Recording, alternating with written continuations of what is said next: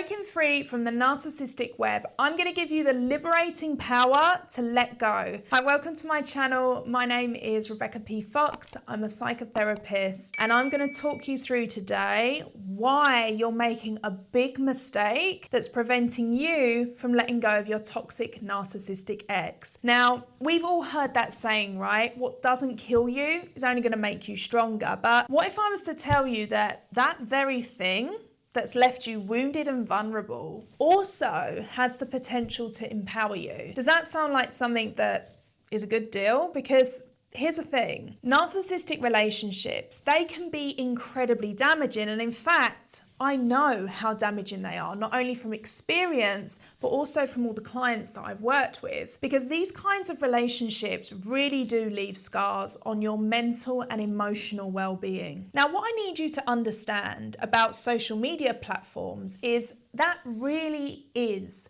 the narcissist playground. That for them is where they play all of their games, and they get so much pleasure from doing that. The thing with social media in general is it does give us an illusion of connection. And social media itself, let's face it, it has become a very intricate part of our lives because it does allow us to connect with friends, families, and even past relationships, which isn't always healthy. What happens with this virtual connection, because that's what it is, it's virtual. Narcissists use this virtual connection as a way to create a lot of pain and a lot of emotional distress for you. But also, you can be doing this yourself too by stalking your narcissistic ex, because when you stalk your narcissistic ex on social media, this keeps you very much tethered to that person. And let's face it, that person has caused you so much harm by looking at what they're up to and what they're posting, because they're going to be clickbaiting you. It's hindering your ability to move forward, and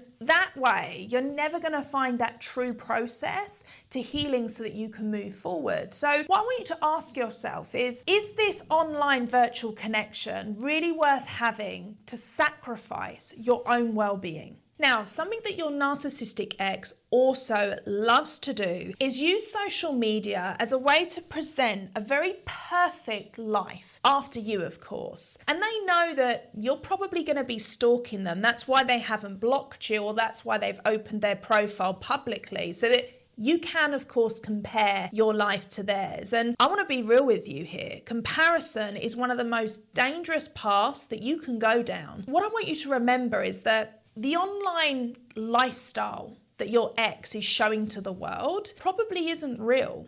A lot of it is going to be fabricated, and a lot of it is done to clickbait you into getting a response, because they want you to compare, and they certainly want you to know that they're moving on without you. And what this does, this feeds into your low self-esteem. This is going to damage it even further. Understand that the narcissist purposely showcase all the highlights of their life, and they're going to hide all of the struggles because they don't want you to think that they're struggling. So by constantly comparing your life to their distorted reality diminishes your self-worth, and again, your healing process is going to take even longer. So what I want you to do is redirect that energy. Take yourself off social media and turn your energy inwards. Embrace your own journey and start to celebrate your own strengths and accomplishments. Regardless of what your narcissistic ex is up to, quite frankly, it's none of your business. By stalking your narcissistic ex on social media, what you're also doing is reopening old wounds.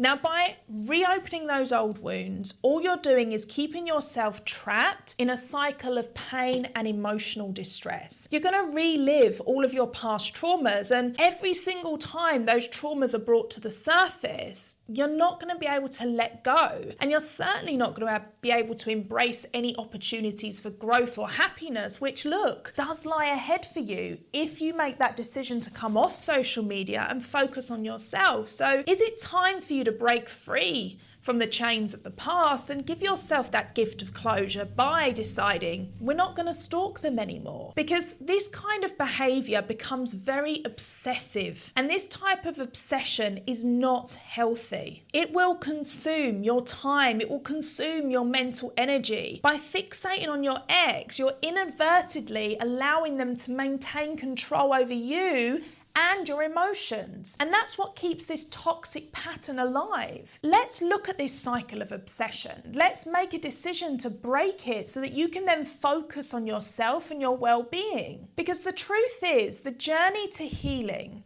really does come from a decision that you have to make, a decision that you're going to let go of your toxic ex. You're going to take yourself off social media. You're going to stop obsessing over what they are and are not doing. Letting go is the only thing that you need to do for your validation. We don't need to take revenge. We don't need to be consumed with their life. Make that decision to let go. It's a conscious decision and it requires effort. And look, I'm not going to lie, this healing journey is going to take time. But once you decide on that and you're going to prioritize your mental and emotional well-being, you will find freedom that comes from letting go. Now, if you enjoyed this, please hit the subscribe button, share this video with anyone who needs to hear it. And of course, any questions, hit me up in the comments. I love to open a dialogue on this.